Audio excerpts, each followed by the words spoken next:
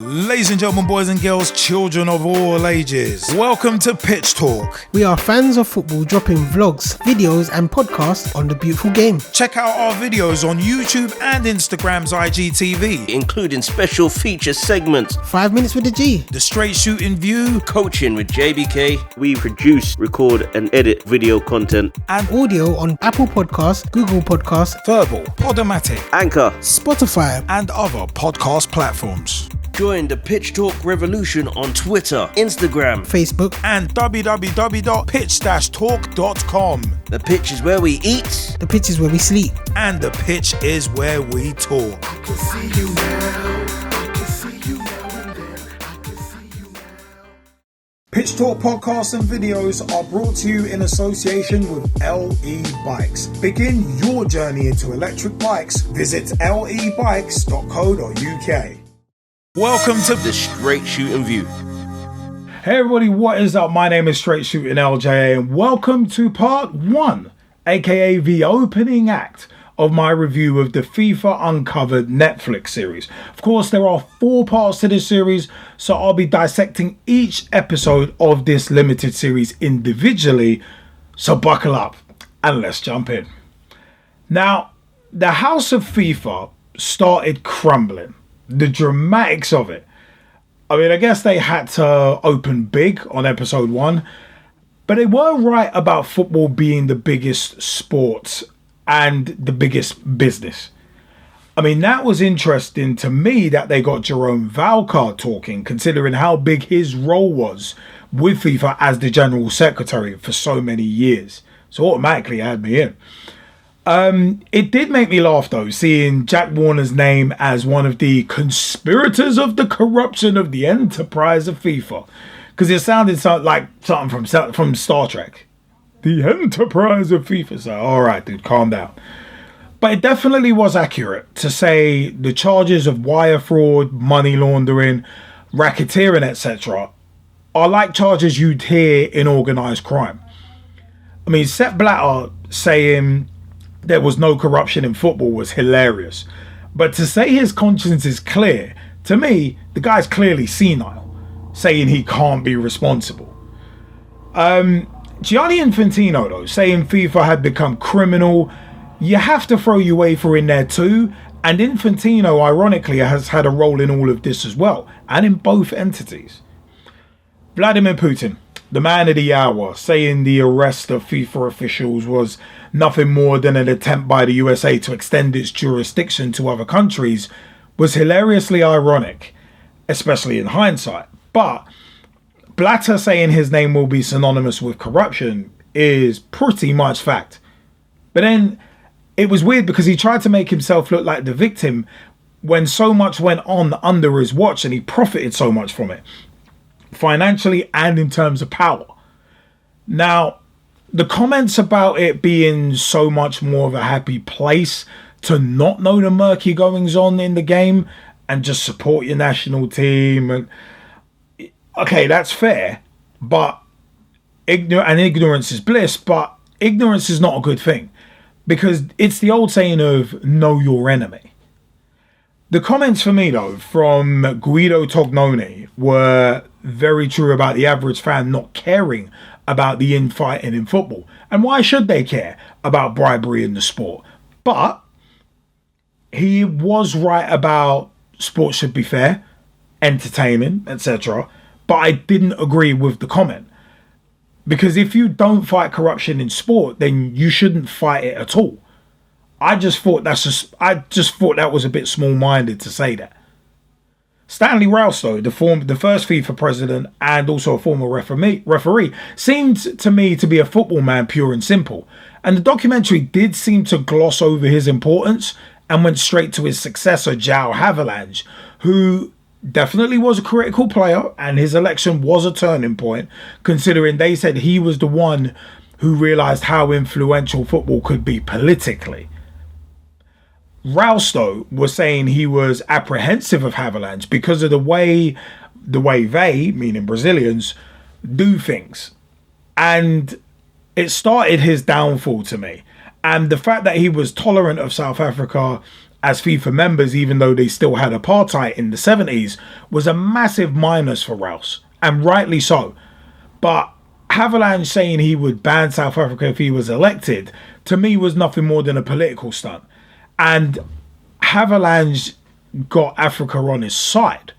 And considering how big a continent Africa is, it's smart. But the revelation of brown paper envelopes being given to delegates wasn't as surprising, as you do have to grease the wheels a bit. But there was the beginning of the corruption. They said capitalism on the documentary, but capitalism is based on exploitation, and corruption is also based on exploitation as well. So FIFA becoming a business was no real surprise. It was almost a natural evolution.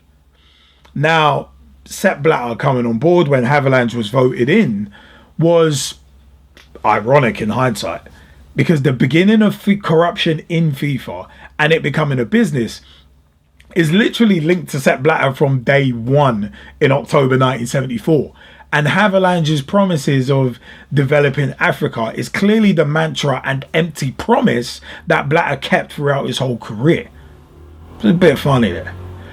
But the 1978 World Cup happening in Argentina 2 years after a violent fascist takeover, for me, was FIFA laying down a marker. If you're willing to help us and be our friends, we'll help you. Whether you're a dictator, tyrant, etc., we don't care. We want your money and you give us power. It was interesting though that there was a campaign to boycott that World Cup, but no one did. Kind of shades of Qatar 2022 to an extent, as it was sports washing, cleansing your image via sport. And Havelange must have been Blatter's mentor in all honesty, because Havelange saying football and politics don't mix and FIFA is non-partisan and non-political was utter bullshit, and showed that he talks out of both sides of his neck, considering he literally supported a dictatorship by bringing a World Cup to a country under that kind of rule. This side of the neck, other side of the neck, talking out of both. Sport allows itself to be essentially bought by regimes with human rights issues rather than using its power to take a stance against that. To me, this is a sentence that really encapsulates FIFA as well as UEFA, the Premier League, UEFA. So much influence, so much power, but never used in the right way, especially on the biggest stage. And in 1978, with that World Cup, the foundations were laid for the endemic corruption of FIFA. I mean, Havelange being corrupted by Horst Dassler, who owned Adidas at the time, was interesting, as it makes me think of what they've done with Manchester United in more recent years in the Premier League, with their CEO saying he didn't like their style of football under Moyes and Van Gaal, basically leading to both of them being sacked not long after. And it really makes me think of the undue influence they have as a company on certain areas of football. And with the FIFA story, it was interesting to see how they wormed their way into Spain 1982 with the heavy presence visually, but the payout / bribe to Havelange in the form of marketing rights and being able to control those rights and the media rights going forward was another moment where you see the sinister side of Adidas and ISL, International Sports and Leisure, and the monopoly created via corruption. Havelange, though, trusting Blatter, and Blatter acting in a way he could trust, was sinister to say the least. And Blatter getting promoted to Secretary General was another sign of the good old boy networks that run to this very day.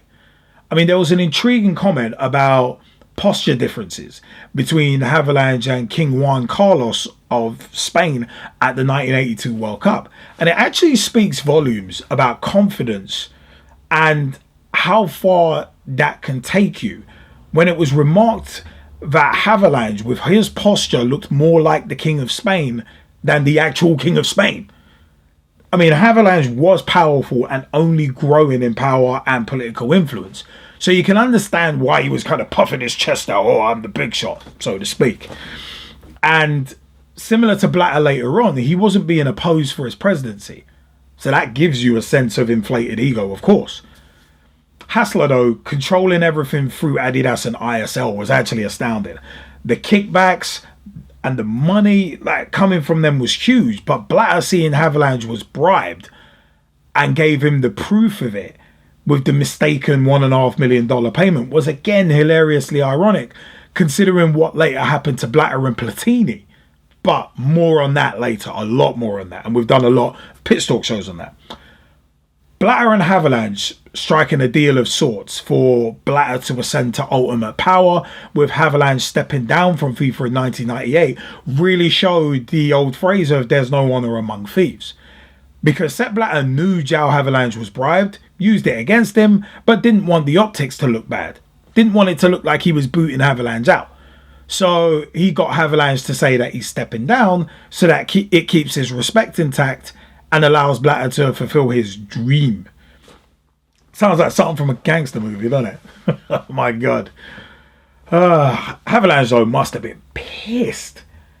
But Blatter was so disingenuous when talking about, I can't imagine Havelange not running FIFA. We've been friends for 21 years, etc., etc. But it was odd to me to see Havelange's son-in-law, Ricardo Teixeira, who was a FIFA committee member under him and then Blatter from 94 to 2021, saying he was never honest enough to support the president of FIFA who made him. The corrupted Havelange being betrayed by Blatter does bring a tear to the old glass eye. And Teixeira saying he was tired of talking about Blatter was funny too, considering he worked under him from 98 to 2012. It did send a shiver down my spine, though, hearing Brian Moore on commentary with the Roberto Baggio missed penalty that was shown. That was a really cool moment, and at least it diverted attention back onto the pitch. Lennart Johansson, though, going for the FIFA presidency when he was UEFA president was interesting, but the way the presidency voting was broken down was very well done. Especially when you break down the votes each federation has. And Jack Warner got introduced at this point, and it brought a smile to my face, as he's just as murky as Blatter when it comes to corruption, as the world saw, and we went over in 2011 with Bin Hammad. But more on that later, I'm sure. Keeping Warner happy, though, considering he's in control of 25 countries and all of those votes, as much as he had the United Caribbean nations, he ended up using his power negatively. But Chuck Blazer, the eventual whistleblower, was also introduced as well, and these two as partners. Ooh. Blazer seemed to fit right in with the corruption, though, as he was labelled a salesman who didn't care about the game, but he and Warner worked well considering the power they had combined, especially with Jack Warner's voting power. So you could see why Blatter and Warner became friends, as it was mutually beneficial. Keep Warner on side, and your power base is strong because of the voting bloc that he controlled. I said the United Caribbean nations. Johansson and Blatter going head to head was interesting, as I said earlier, and UEFA and FIFA basically ran the same way, and that seemed to be a problem with the Caribbean islands, that UEFA had a closed shop mentality, like football outside of Europe doesn't matter. And if you couple that with Platini supporting Blatter and Platini being a very popular former player at the highest level and going into sporting politics, it made sense for them to work together, especially as it helped Blatter's image in Europe. South Africa, though, being guaranteed a World Cup if they voted for Blatter and brought the 14 nations in that region, it again showed how deep the opportunism went at the top levels of the game. And still does. Everyone looking out for their own interests and picking the sides most advantageous to them. But, unfortunately, not for the good of the game. Now, it's good for their business, not the business. Now, Mohammed bin Hammad, the head of the Asian Football Federation, another guy we're going to have a lot more on later on. But his introduction as basically a loyal foot soldier to Blatter by himself was interesting. And the brown envelopes of money being handed to delegates again was sad to hear, but unsurprising. And also it was unsurprising to see Blatter in the present day interview mocking Johansson's speech, saying he went on and on and on. And it's like, you're mocking. And considering Johansson at the time was talking about democracy, transparency, solidarity, and not making promises of money, contracts, tournaments, financial support, etc. to nations who rightfully will get that stuff anyway, just to grease the wheels for their votes. It made Blatter look even more like a piece of crap to me. Blatter, though, talking about continuity was funny, because I thought to myself, yeah, continuity of corruption in FIFA. And Blatter ending his speech with, I will bring a World Cup to Africa, was actually a masterstroke. Leave that little seed in the voters' minds with the last thing they hear. But Johansson basically giving up before the second round was telling, because you could see already Blatter was a master politician and Lennart Johansson was just out of his depth. And he knew the second round was pointless. And the African gentleman talking about throwing his hands up and liberation for Africa, I mean, that kind of mentality is actually part of the problem. And it led to bigger issues later that seem like they'll be tackled in episode 2. Some more on that coming up as well. But yeah, episode 1 of FIFA Uncovered. What did you think of it? Did you think Stanley Rouse, he kind of forced himself out? Havelange, was he really betrayed by Blatter? Was Blatter an opportunist? Did Blatter start the corruption at FIFA, or was it Havelange? It's one of them by supporting the dictatorship. It's one of them ones. Want to know your views. What did you think of the introduction of Chuck Blazer and Jack Warner? And also Blatter already with his promises of bringing World Cups to Africa and basically mocking Lennart Johansson when he went up against him. I want to know your views. www.pitch-talk.com is the official website. Let us know your views. Twitter.com/pitchtalk or @pitchtalk on Twitter. Tweet with us, follow us, see what we're up to. Facebook.com/pitchtalk. Become a fan, become a friend, become a member of the group. Join the footballing revolution we are working so hard to create. @pitchtalk on Instagram for vlog/podcast previews and much more. Also, we are on Reddit, @PitchTalk on there. We're on TikTok. We're @PitchTalk on TikTok as well, with vlog previews and podcast previews and more there. Also, Apple Podcasts, Spotify, Google Podcasts, Amazon Music. Wherever you find your podcast, you can find the Pitch Talk podcast. Let us know your views. This has been part 1 of 4 parts of my review into the Netflix series FIFA Uncovered, talking about the corruption at FIFA. What did you think of episode 1? I want to know your views. My name is Straight Shootin LJA, and until next time, see you later, people. I will see you on episode 2. Take it easy. Join the Pitch Talk revolution. Check out the official Pitch Talk website. www.pitch-talk.com. Ladies and gentlemen, boys and girls, children of all ages, welcome to Pitch Talk. We are fans of football, dropping vlogs, videos and podcasts on the beautiful game. Check out our videos on YouTube and Instagram's IGTV, Including special feature segments, 5 minutes with the G. the Straight Shootin View, coaching with JBK. We produce, record and edit video content. and Audio on Apple Podcasts, Google Podcasts, Verbal, Podomatic, Anchor. Spotify. and other podcast platforms. Join the Pitch Talk revolution on Twitter, Instagram. Facebook. And www.pitch-talk.com. The pitch is where we eat. The pitch is where we sleep. And the pitch is where we talk. I can see you now.